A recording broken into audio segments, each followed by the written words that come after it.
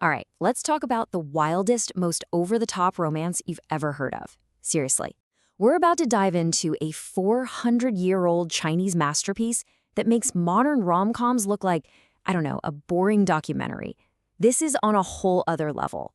So I want you to think for a second. What's the craziest thing you've ever done for someone you liked? Sent a super risky text, maybe flew across the country? Okay, got it? Well, whatever you're thinking of, I promise you, it is absolutely nothing compared to what our main character is about to do. That's right. Our hero falls so hard for a guy that she dies. Literally. For a guy she met in a dream. And believe me when I tell you, that is just where this story starts. Okay, so let's meet our girl. Her name is Liniang. She's a teenager in 16th century China, and she's the daughter of a super important government official. This means she's incredibly smart, very sensitive, and completely and totally sheltered. I mean, just look at this. Her life is basically a maximum security lockdown. She can't leave the house, her parents are gonna pick her husband, her main hobby is embroidery. But here's the thing. Inside, her imagination is running wild. She's dreaming of adventure, of the world, and most of all, of love. She has all of this passion, this incredible capacity for feeling, just bottled up with nowhere to go. So, one day, her maid talks her into doing something that is, for her, totally rebellious. She takes a walk in the family garden. I know, it sounds simple, but for someone who has never set foot outside her own rooms, this is like landing on the moon. And this one little trip, it's about to change everything. She finds a beautiful spot near a Peony Pavilion, dozes off, and has the most intense, vivid dream of her entire life. In it, she meets this handsome, brilliant young scholar, Liu Mengmei, and bam, they fall completely, instantly, head over heels in love. And to her, that dream felt more real than her actual waking life. And this is where things get, well, they get intense. Because when she wakes up, she just can't shake it.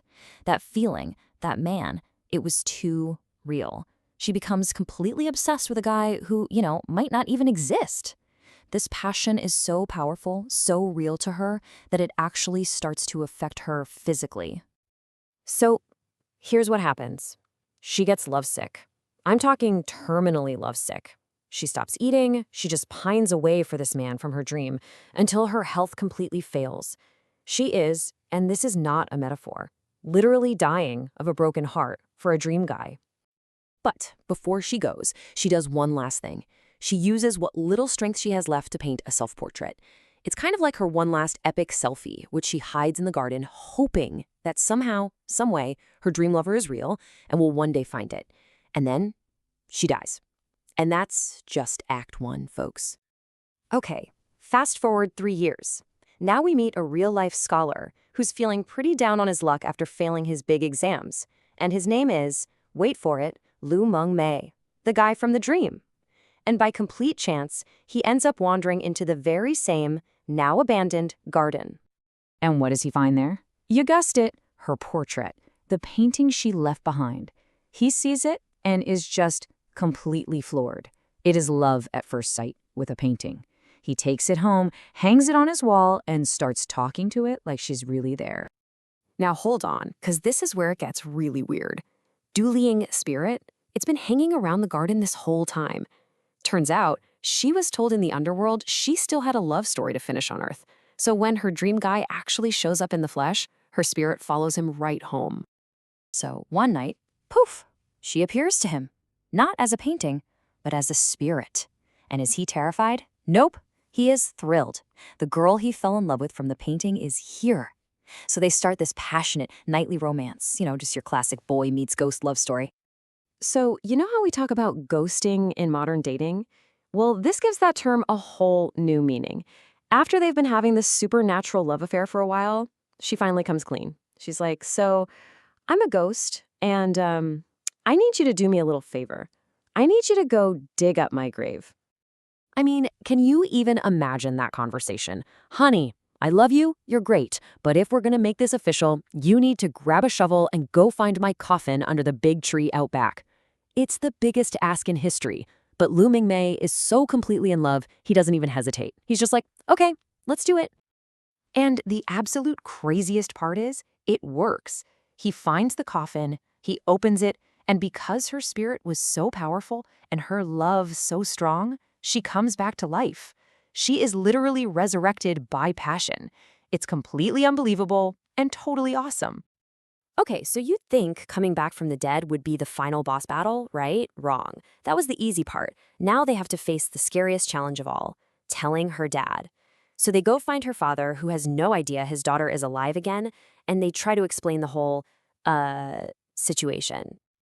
And her dad's reaction is, well, pretty much what you'd expect. He's convinced Liu Mengmei is some kind of grave-robbing con artist who's found a lookalike.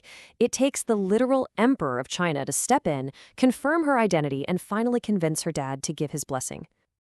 So why on earth are we still talking about this insane story 400 years later? Because the playwright was trying to tell us something huge. He was talking about something called Quang, this idea of deep, true, authentic passion. He believed it was the most powerful force in the entire universe, a force strong enough to break social rules, to defy your parents, and yeah, even to conquer death itself.